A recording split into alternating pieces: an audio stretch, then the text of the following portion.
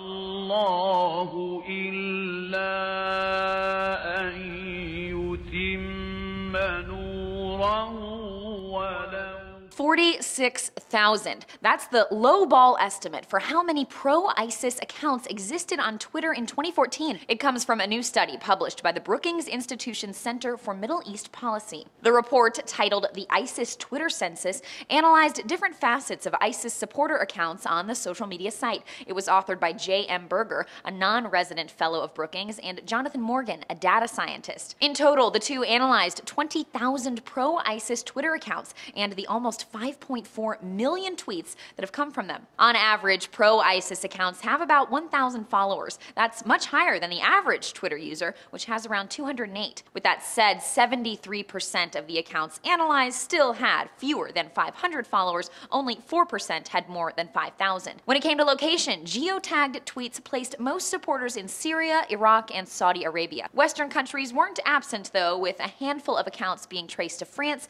Brazil, and the United Kingdom. Okay, but what are we supposed to do with all of this data? Berger and Morgan say there are two big advantages to having this information: intelligence and determining the effectiveness of Twitter suspensions. By observing where these users are tweeting from, the two say profiles can be vetted for whether they're providing reliable information on ISIS operations and local events. This is especially true when coming from the smaller accounts. And the data can also be used when verifying the importance and authenticity of any ISIS propaganda once it's been released. The pair also found that Twitter's efforts to suspend ISIS-affiliated accounts are sort of working. It's essentially creating an echo chamber. The more pro-ISIS accounts that get suspended, the more they talk to each other rather than to outside accounts. While this does shut out those who could eventually become radicalized, it also means those within the echo chamber might become radicalized more quickly, and it further separates radical users from more moderate accounts. With their data, Berger and Morgan say Twitter could theoretically eliminate the bulk of ISIS activity on the social media platform. But they don't recommend doing that because it would eliminate